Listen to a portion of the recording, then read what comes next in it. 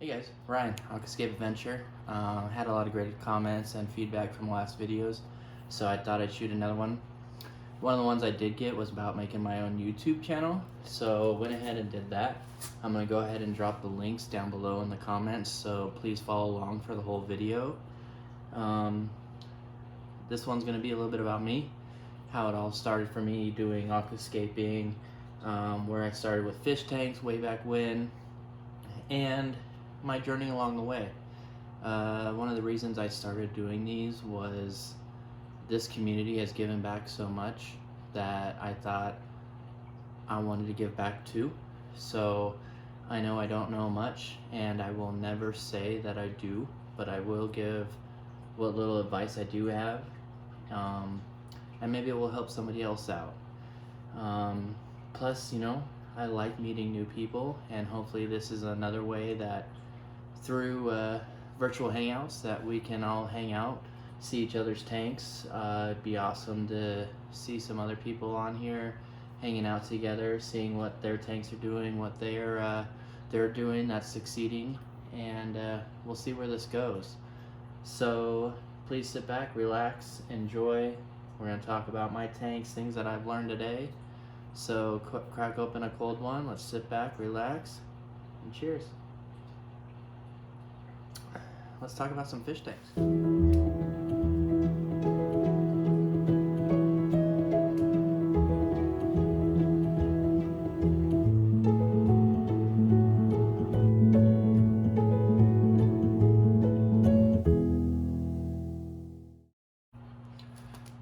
Hey, thanks for sticking around. So let's talk a little bit about me, where I came from, how I got involved with aquascaping, why I want to continue to do better. So I got started at a very young age, probably just before 10 years old. Started out with some mollies and guppies. I think the traditional fish that a lot of people get started with. Had a couple tanks, watching them swim around and knowing mollies, how much they reproduce. It was always fun. And then I was always out in nature, going around to the rivers and hanging out, and it just felt like a second home to me. So having fish tanks was just something that made sense for me. Bringing nature into the house was just so much fun to watch, and seeing fish swim around. I grew up having plastic plants and the pink gravel and everything that you can think of. I went from there to cichlids, and I started cichlids probably around 16, 17, and I had every kind of cichlid that you can think of. When I first started out, it was always about how big can I get them. So I started out feeding them goldfish as fast as I could, and watching them grow and just grow and grow and grow, and it was always awesome. But then I always realized that I only had one left, and it wasn't working out very well. So I continued doing that, and I had a lot of fun. I would stare at them countless hours, and then when I was probably in my mid-20s, I took a step back and was like, well, how can I get a bunch of cichlids to commingle in a tank and somewhat have a community tank, if you will, if you can, with cichlids of different varieties. And I stopped feeding them goldfish, so I'd get them at a very young age, and I would mix Texas and Dempsey's and peacocks and a couple others that I can't even think of right now. But I put them all in a tank, and I would feed them bloodworms, some beef heart, flakes, pebbles, and they seemed to relax a little bit more. So I learned a little bit about cichlids and how to let them, they were more of a community fish for me, and it wasn't strong as will survive, if you will. So that was kind of fun and a learning experience, trying to get that to happen. They still wanted to pick on each other, but I mean, that's cichlids. And then I got into my 30s, and it was probably 2019 that I met a guy that was selling a giant piece of manzanita. If you look at my first fish tank, it was 6 feet long, and he also had plants, and I was like, well, I want to try some plants. So I put it in my 125 with my cichlids, and I put plants in, and knowing that cichlids love to eat plants, I was like, we can make it work. It didn't work, but I loved the plants so much, and I loved the aspect of it, and I started looking at what other people were doing that I quickly lost interest in cichlids that I've been doing my whole life and wanted to take on a new challenge. And that's right then when I became an aquascaper, I guess. So, I mean, within weeks, I put my fish up on the marketplace. I had somebody that wanted to take them all. I pretty much just gave them away because I wanted them to all go to a good home, because they kind of were a good community of fish, and he had a brand new tank, so I was like, this is gonna be perfect for you. They're all pretty mature and they're gonna work. So he took them, and then the next day I bought a bunch of plants and I started aquascaping. Had no idea what I was doing. I don't know if it was like that for everyone, but I killed plants left and right just going. I remember going into a fish store, and just so you guys know, I'm never gonna slander or talk bad about a product or anyone out there. It's just not who I am. I will give examples. If you know what I'm talking about, that's fine, but I'm not here to talk bad about anyone. I'm not here to talk bad about anyone's product, because I think there's products out there that are good if used in the right way, and there's also products that you may think are doing something that they're not supposed to, or they're sold for a certain reason, and they have the right purposes, and if you do your own research and if you really look into it, they probably do work. But going back, I remember going into a pet store, and my goal from the beginning was I wanted to have that beautiful carpet. I wanted that carpet on the bottom that looked like, 4 inches high and just pure green and just lovely and beautiful. And I walk in and I said, hey, I want some baby tears. And he goes, okay, well, what do you have? And I'm like, I've got a 125, I've got a setup, I got a couple plants. He's like, well, where's your CO2 tank? I'm like, what's CO2? And he goes, well, you can't do any plants if you have any CO2. I'm like, I can't have any plants if I don't have any CO2? And he's like, no. So I kind of, was really upset. I was like, well, I just wanted to leave. It's like, I just came in here wanting some plants. So I'm like, well, there has to be a way. I mean, how can I grow plants if I don't have a CO2 tank? And he gave me a product, and he goes, here, you got to use this. It won't work like CO2, but if you dose this regularly, you'll be fine, and you'll be able to grow baby tears, and you'll be able to grow any plant you want. Didn't ask any other questions, and I was like, well, sweet, let's do it. So I spent a whole bunch of money and started dosing it, and what do you know? It all died. So it didn't work for me, but I'm that guy that when I want to do something, I'm not going to give up. And so I reached out to a couple people, and I kept reaching out, and I was like, dude, how can I make these tanks that I see everywhere else? Finally came across a friend that took the time to help me out, and he's like, well, you need to kind of do this and this, and I quickly learned that what I learned in that fish store that day was not accurate at all. I'm just going to say it that way. It wasn't accurate at all. You can grow plants of many varieties without CO2. You can grow without special lighting. This one back here that I have a beautiful carpet on, and my bonsai tree that I always wanted, I'm running off a pretty low light, and I'm very, very happy for it. And it is CO2 injected, but I will talk about that in a second. And I started learning different ways to do things, and one of the reasons that I bring this up is you're gonna see products out there that might say, well, you need this to do this, but it's not 100% correctly, because I looked at one of the products and I'm like, well, this kind of looks like It's there to kill certain things. And I still haven't wrapped my head around it. A couple of you might know the product I'm talking about, and I would love to talk about it more in detail on the side because I don't fully understand it. What I read on what it's supposed to do versus what I use it for and what I read is in the bottle is completely different. So there's that, and the reason I bring this up is along the way when I was learning to grow plants and aquascape and all these things, I was taking advice from X, Y, and Z, and what are you doing and what are you doing, and I was trying to combine it all and make a tank that worked that was full of plants, and I kept failing and I couldn't figure out why.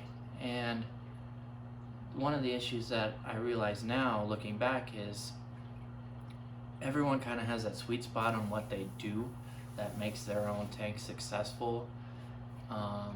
What I do compared to Joe down the street is not going to necessarily work if we take both our ideas and put them together. We both have different things that probably work the same, but if you take my tank that's running at a certain CO2 with the lighting that I've got, and then tomorrow I completely switch it up and I go, well, your CO2 sounds better, so I'm going to drop my CO2 to yours, and I'm going to go, my light's brighter because you have brighter lights and your filtration's different, and I switch that up tomorrow, I'm just going to throw mine out of whack.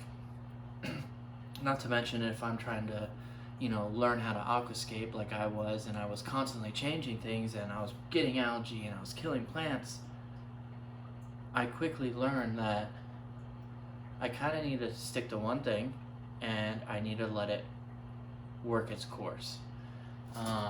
One of the things, I still struggle with every once in a while and I forget about it, is your tank needs consistency. If you're gonna run CO2 and you're gonna run lighting and you're gonna run filtration, then let it run its course. Set it up and let it go. Let it find its happy ground, and your water changes and your maintenance, it's gonna take care of itself. There's certain things out there that you need to have, a lot of healthy plants. You need fertilizers. You need a good filtration. And I'm not here to tell you certain things because every little thing is different.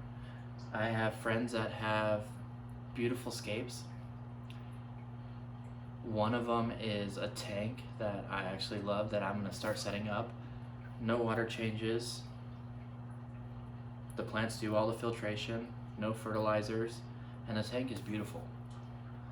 So I want to try it out.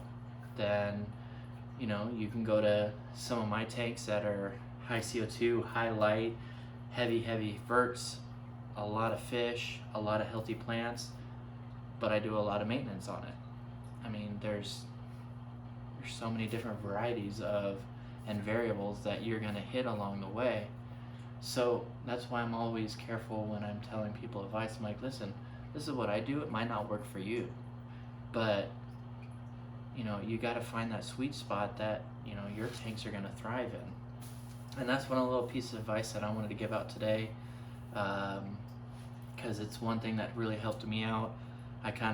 When I was first starting out, I took advice only from one person, and I mimicked what he was doing until I understood why my tanks were becoming successful, why my plants were getting the colors that I wanted, why they were growing super fast, why they were lush, and why they were beautiful, and I wasn't getting as many algae outbreaks.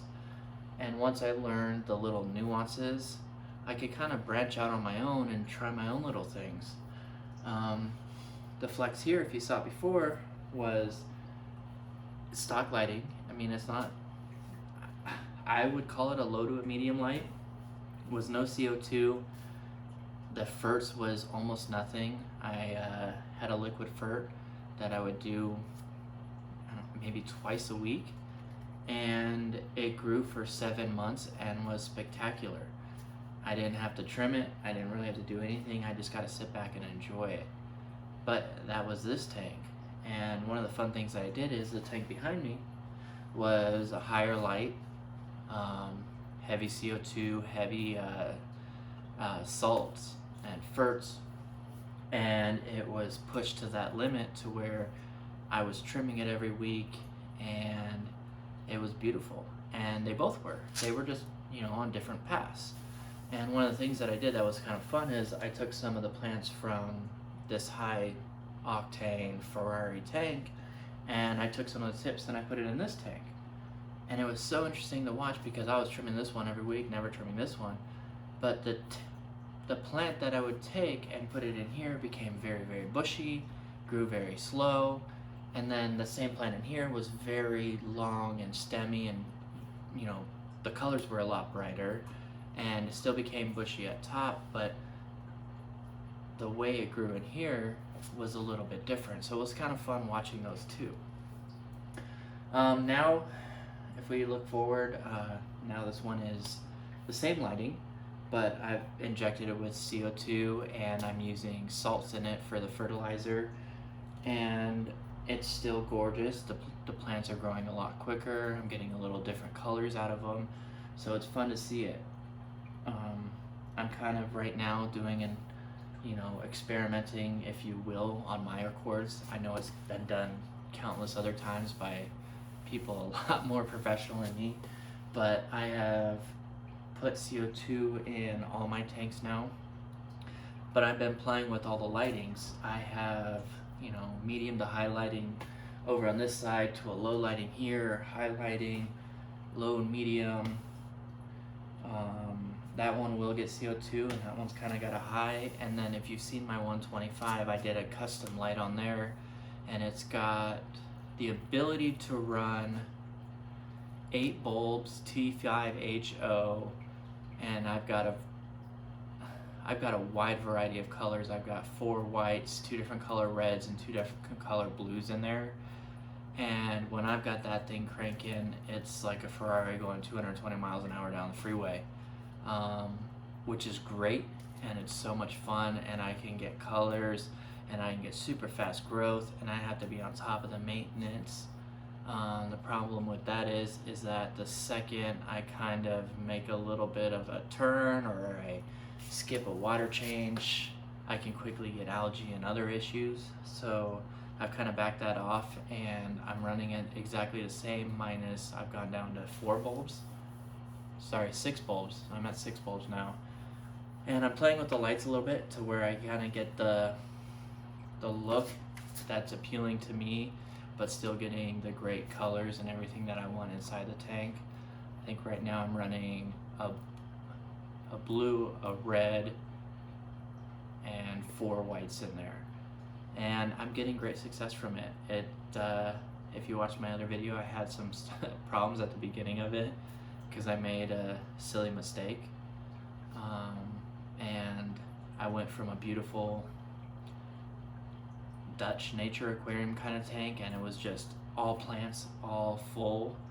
And then I took all the plants out, I rescaped it to the tank that it is now, if you've seen it. I've got a shallow gravel in front with the rocks as a little bit of a border, and then plants behind it. And basically I took all the plants, I took more than half out, put it back in, and ran it just like I was the day before, and I hit algae like no tomorrow. So learned a lesson there. And that's another tip that I want to add, is that everyone gets algae, and it happens every once in a while. Some people get it less than others, and but we kind of all deal with different issues. And don't ever, like I said before, don't ever just give up because of that.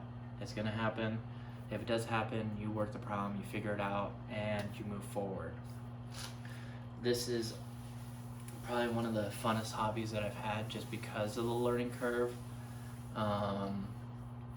I don't think I've ever stopped learning, and each day it's something new that I'm kind of like looking at my tanks. I'm like, wow, how did that happen? And you kind of work the problem, you figure it out, and this hobby constantly is growing and learning, and how you can do certain things. And there's new plants out there that take to different environments. I'm doing a pond tank here that literally has no filtration, no CO2, It's basically a light, water, substrate, and plants. And I kind of want to see where it goes from there. So it's been thriving for a little over a month now. It's growing awesome to me. I'm getting great moss. I've got some high grow and other plants in there that is just beautiful. I'm getting great colors out of there. I've got some right fit rice fish in there, a couple shrimp, and it's a thriving tank.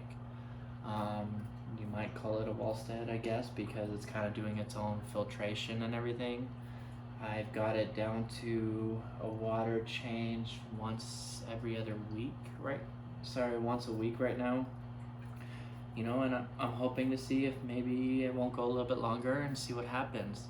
But I can kind of see when things happen. You know, I had a little bit of algae one problem, so I started doing water changes more frequently. I think I went to 2 weeks and I realized it wasn't quite ready for it, so I kind of got it back at 1 week.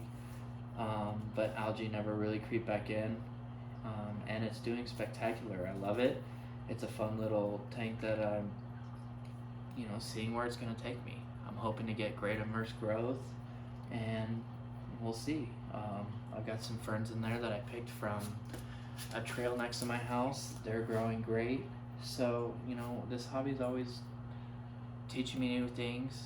You know, you got to try new things and, you know, see where it takes you. So anyway, that's me, I guess, why I want to keep pushing myself to do better. I love this hobby, and I just always want to push myself. So I'm always asking questions. I'm always seeing what else can be done. If it doesn't work, I'm not going to beat myself up. I'm going to learn why it didn't work and see if I can't do it next time, or just realize it's just not going to work and you can't do it that way, which is fine too. So anyways, I really appreciate everyone sticking around, watching. We'll do a quick little tank tour, and I hope everyone has a great night. Thank you. Cheers. Welcome to my fish room or gallery, however you want to call it. This has been a real piece to me, building this nice little getaway.